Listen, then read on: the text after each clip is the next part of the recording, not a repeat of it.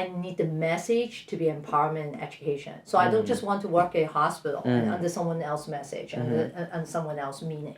I want to have my own thing that I can tell people I'm not just out here to provide healthcare. We're here to redefine healthcare. We're here to redefine women's health. We're here to redefine patient-doctor communication. We're here to redefine your experience. So that is where I think what really drives and motivates me to do this.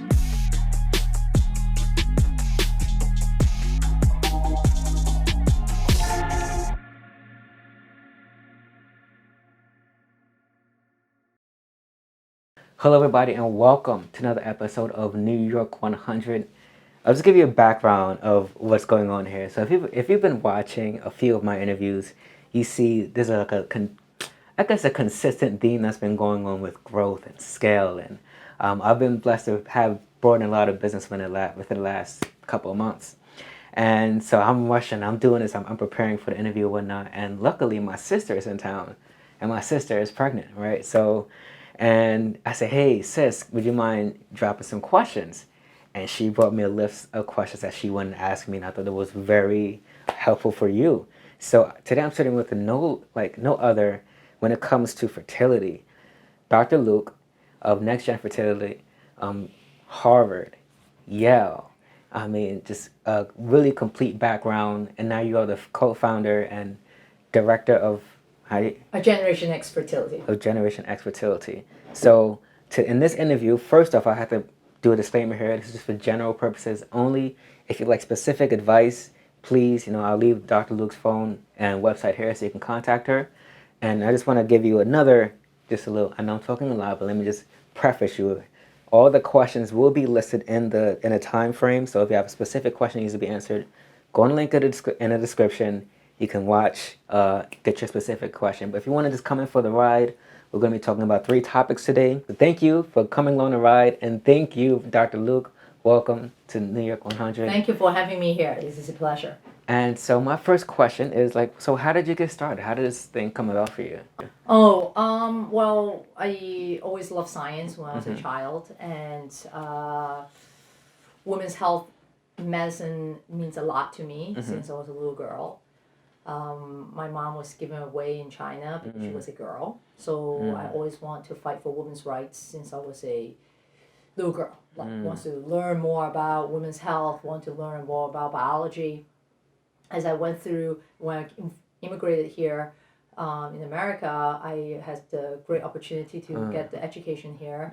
And yes, obviously I did excel in sciences and able to study medicine, and I love my job every day since then. Wow, you touched on a really huge topic that I wanted to gear towards the end of the video, because I had a really good girlfriend, really supported me. She was from China as well, and she went through maybe a similar experience.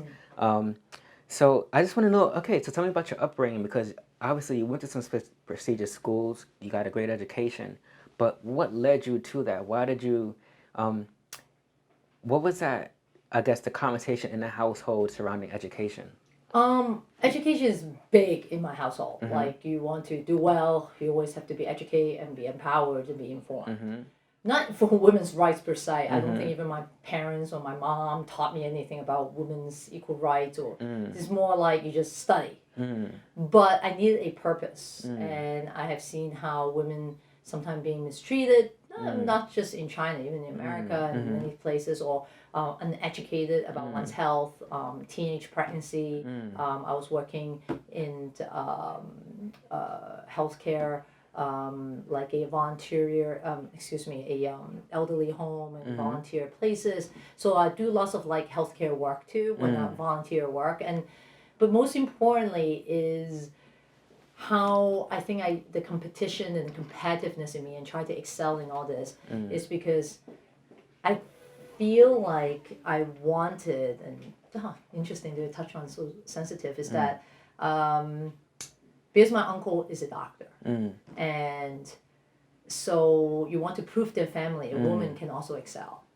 Because she was given away because they didn't think she was worth it, right? For whatever purpose, because a boy is more important than a girl. So I think beneath me, underneath me, that was the ultimate like drive and motivation, is to prove that my mom can succeed through me, or that she was worth it. Look at me, I'm the product of her, and that women can still succeed and excel in the in whatever in the world.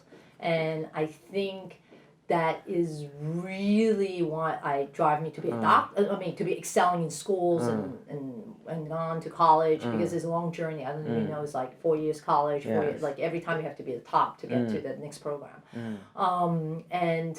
But touching upon very important, it's like, well, why just be a doctor? There's so many doctors. Why do you have to co-found Generation Next or be part of a business? Because running a business, having that is very different from just being a doctor for a hospital. Exactly. You can get any job in a hospital. Why go into this route? Why leading it? And that is a great question. And I think ultimately is about also that security and actually not security, more the purpose of why I'm doing it. All right, so I do want to kind of redirect you here, because you mentioned this word proving. I want to know how much of that you touched on it already, but there's different motivational factors for people. I was the youngest, and I guess I'm the youngest in my family, and I kind of have that Yes, I want to prove myself, right? So first off, how do you still use that as your kind of core motivational value tool, and do you feel as if there's more to prove? Every day is more to prove. That's Okay. we're in a very competitive fertility world. I always want to have the highest success rate, the best patient experience, and which I'm very focusing in. It's the patient healthcare experience in my office, and this is where I think that you're touching upon, and back to why I did this was because I need the message to be empowerment and education. So I don't just want to work at a hospital and under someone else's message and someone else's meaning. I want to have my own thing that I can tell people I'm not just out here to provide healthcare. We're here to redefine healthcare. We're here to redefine women's health. We're here to redefine patient-doctor communication.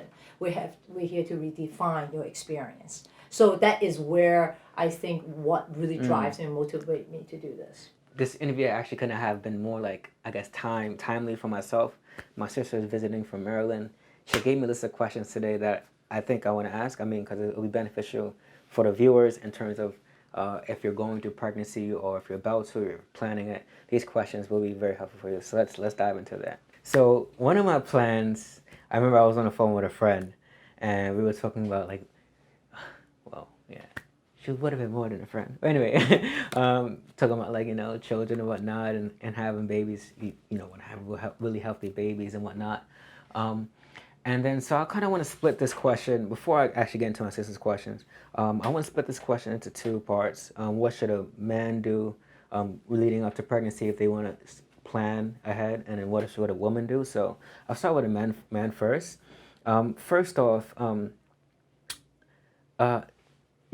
is there anything in terms of, like, preparing, if a man would like to prepare for, getting their wife pregnant and something like that, is there anything particular in terms of their diet that they should be eating to build, regain healthy sperm or whatnot?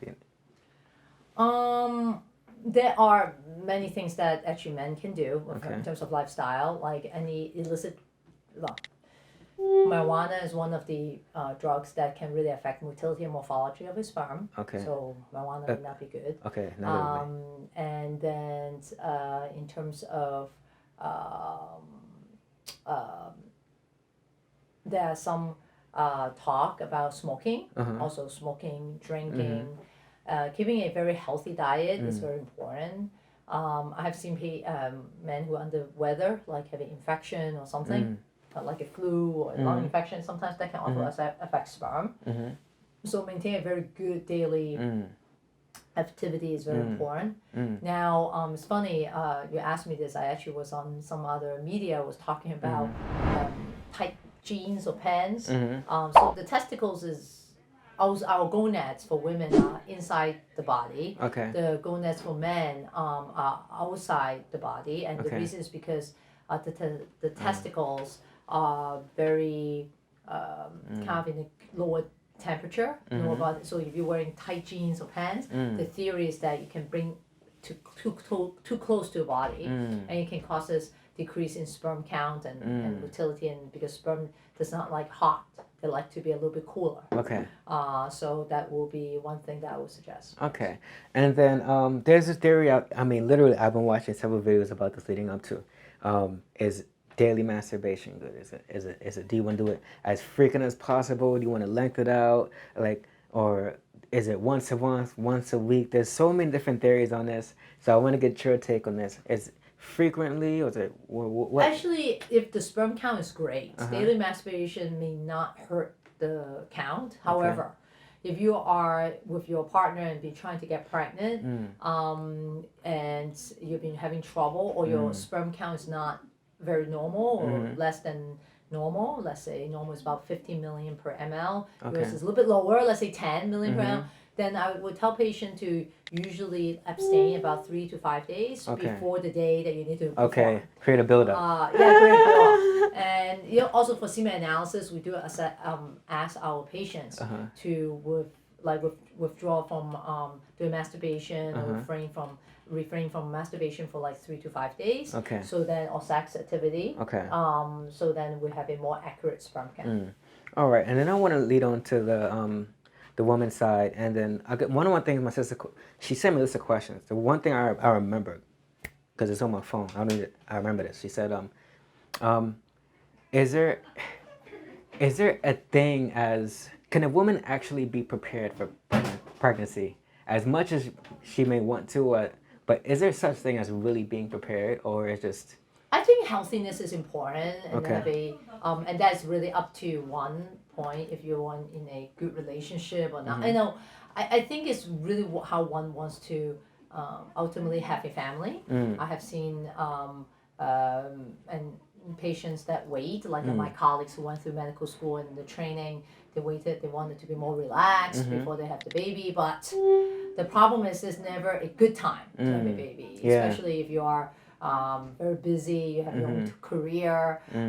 So I say fertility specialist, I would say try to get pregnant when you're young. That's, when you're young, really? Yes. I was going to ask if age had an effect on healthy. Age is a big effect on women. Okay, so around we decline actually now early in the mid-20s. Not that you cannot get pregnant. Every woman, most women can get pregnant, but the decline starts at 25, 32, 35. 25, most of us are still maybe just finished college and getting our first job, or I went to medical school, so I don't think anyone's getting ready to get pregnant.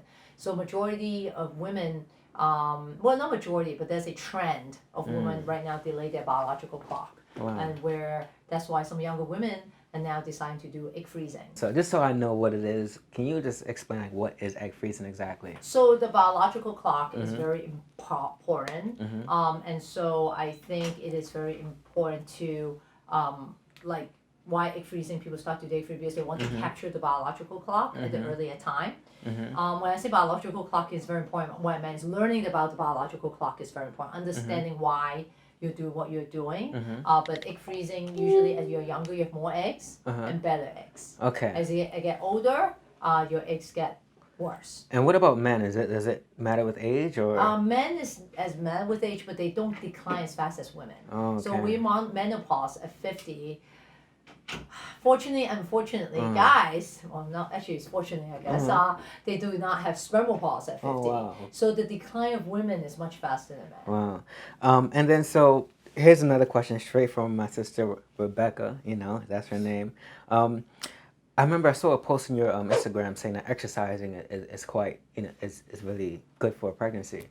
What type of exercise in particular? Because obviously you're quite restricted in terms of everything you can do. But during pregnancy, what are some exercises that's quite useful? I usually, I'm very conservative about that. Some doctors even say you can do any type of exercise. I'm a little bit like, if you're a runner, I always say cut down a little bit because you don't know how your hormone changes in your body. So I have patients who are runners, they run miles. I said they can't stop. They want to keep on running. I said go, but just don't do it as intense. Cut down certain percentages. In terms of abdominal crunches. I try to not tell patient not to put too much pressure on the belly. Other than that, like you know, as the belly get bigger, you adjust. You don't want to lie on top of the belly. You do certain maybe yoga. You know, there are lots of the new generation do lots of yoga in pregnancy. They do lots of some of them do walks and running and things. I think those are totally appropriate with pregnancy. And then I guess one of the final questions here is because we need to wrap up. It's been a very busy day in the office. Appreciate it. Thank you so much. Yes, no. Oof, I gotta choose one of these questions. Oh man. Oh wow, this is actually. Yeah, I guess. All right, so I think I'll step into a mindset with this question, and this might be a mindset someone else might be in. I'm assuming that pregnancy it's a lot of weight. It can feel a lot of weight on a woman because you're bearing a soul and a baby in your body, and you want it to come out as healthy as possible, and I guess you're beginning to have that load of responsibility of this. I want to produce the best possible healthy baby as possible. And I guess the scary part is, am I doing something wrong, or will something happen? So during a pregnancy, I think I want to get the sentiment here is the question was, have you ever had to give someone bad news during a pregnancy? Yes. Right? Yes. Yes. So I guess I asked that question and I'll see how I take it from there. So have you ever had to give bad news for a pregnancy? And then what are some of the common things that can maybe go wrong within a pregnancy? I guess I'll ask that first. No, that's a very good question. It is sad. I mean, I'm in a very happy kind of career where trying to help, what was more joy to have to add on to a new family member for a family or a little baby. They're so cute for a family. So that is my immense joy for my career, and also gift that I have.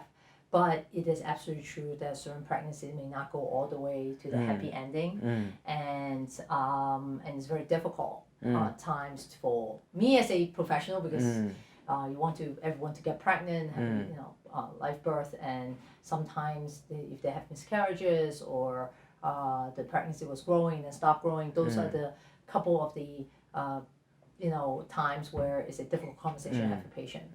When that happens, I usually try to place the phone call myself or see patients face to face to explain the situation. We sometimes cry together. We spend more time to talk about what is the process. It's not easy, but that is part of the happy and unhappy job, part of the job. But it is also, I truly, not to enjoy the sadness of it, but I truly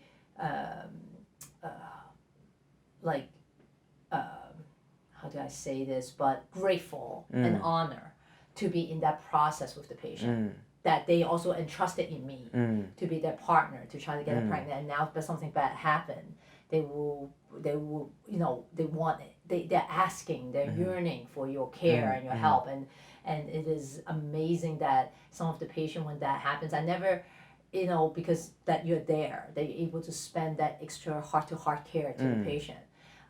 Then they just become grateful, and I'm grateful with the patient, and our bond actually becomes stronger, and their understanding of what's going on also becomes stronger. I mean, it's nothing great anyone to go through, but there's always something we learn from the processes, and sometimes I would tell them, hey, I know this is very difficult, but at the same time, we know you can get pregnant.